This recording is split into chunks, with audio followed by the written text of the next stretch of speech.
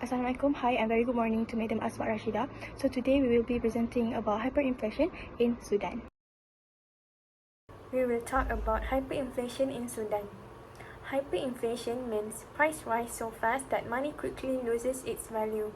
In Sudan, inflation has exceeded 142% in 2025, making basic goods like food and housing unaffordable for many people. This crisis is caused by economic mismanagement, the loss of oil revenue after South Sudan's separation, and ongoing civil war. As a result, families are struggling to survive, and poverty and food insecurity are increasing. Next, I'll be talking about causes of hyperinflation in Sudan. First is prolonged civil war and political instability disturb production and trade, reducing the supply of essential goods. Next one is excessive money printing by the government increases the money supply without economic growth. The third one is depreciation of the Sudanese pound raised the cost of imports such as foods and fuel. The last one is shortage of foreign exchange worsen price instability and Hi, so inflation. today I will explain about the effect of hyperinflation in Sudan on consumer, the government and also the businesses. So firstly, I will explain effect on the consumer. Hyperinflation has caused rising prices of goods and services, especially for food, medicine and also household items. Prices are reported to be about 73% higher than last year. Because of this, many people cannot afford basic necessity, leading to serious food insecurity. In addition, the depreciation of Sudanese pound and cash shortage have reduced the purchasing power. So even the people with stable income are struggling to maintain their standard of living. Okay, so next is the effect on the government. Hyperinflation has created economic instability in Sudan. Rising prices and currency depreciation make it very difficult to government to stabilize the economy.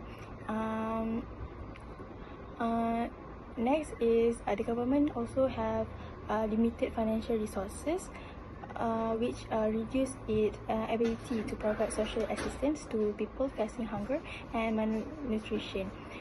Next is lower government revenue from taxes.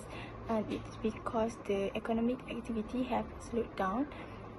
It's make harder to fund public services such as education, healthcare and also social program.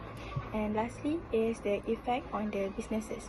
So businesses in Sudan are facing higher production costs due to increase in prices of raw material and import goods. At the same time, customer demand has decreased because of consumer have lower purchasing power. As a result, businesses experience lower sales and profit. Make some businesses are forced to shut down, while other businesses reduce staff to survive financial pressure. That's all. Thank you. Next, I'm going to explain about policy of hyperinflation in Sudan.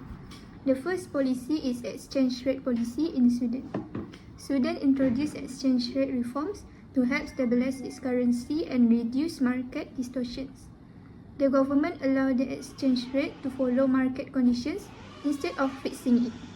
Previously, having multiple exchange rates created a large gap between the official rate and the black market rate.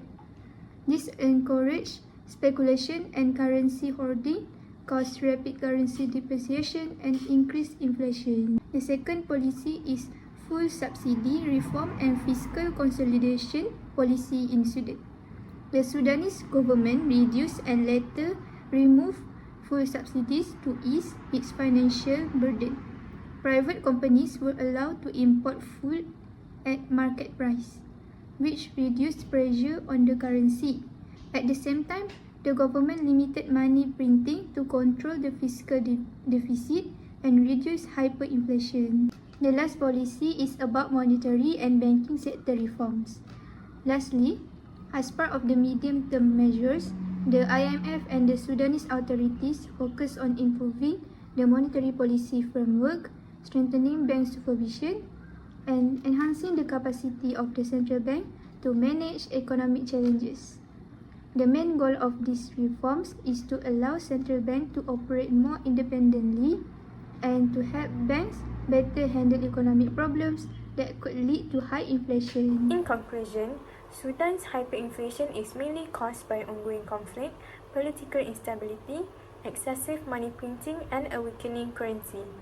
This has reduced people's purchasing power and made it harder for businesses to operate. While economic reforms and IMF support are helping, long-term stability will only be possible with peace, stronger institutions, and consistent economic reforms. Thank you.